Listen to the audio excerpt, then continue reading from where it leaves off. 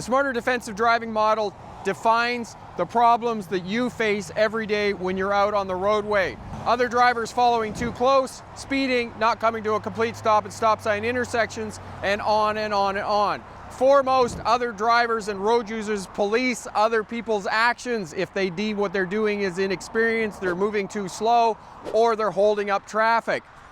They will honk, give them the finger, tell them they're number one, and those types of things. Now, you're probably wondering, what am I doing here? I've been driving for 20 years, I've never had a crash. Well, I've been putting my pants on since I was 4 years old. I never went out of the house without my pants on.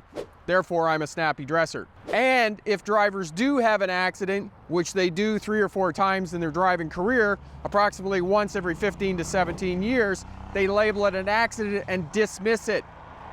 They don't see it as an opportunity to upgrade their skills and become safer, smarter drivers.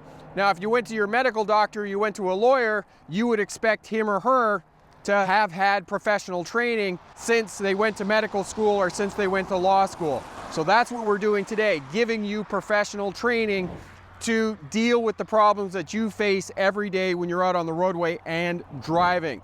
As a professional driver, the other challenge that you face is get-there-itis. This is a term coined from Mayday Mayday, Flight 1420 on the 1st of June, 1999.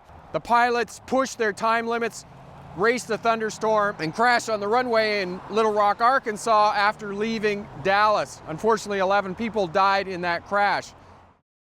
Why were the pilots so determined to land? Greg Fife found the answer back at Dallas-Fort Worth, before the flight even left the ground. There he found signs of a deadly condition in aviation, known as get-there-itis. There may have been a sense of get-there-itis. The flight crew knew that they were pushing their 14-hour duty day. It had been a long duty day. The airport's right there. Let's try it. Let's see if we can accomplish the mission. Pilots are goal-oriented. We're mission-oriented. We will stick our nose in there to try and see if we can accomplish the mission. Sometimes we will accomplish that mission, but sometimes we get too far into it that we can't bail out. We don't have any more options, and bad things happen. This idea of get-there-itis, we have to get to our destination as quickly as possible, is not new.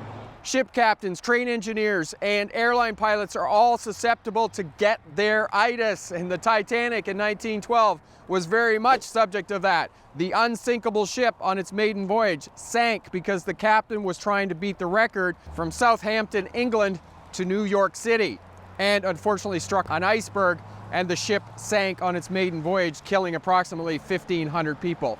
So get-there-itis is real as a professional driver and other dads who are trying to get to Uncle Pete's in record time.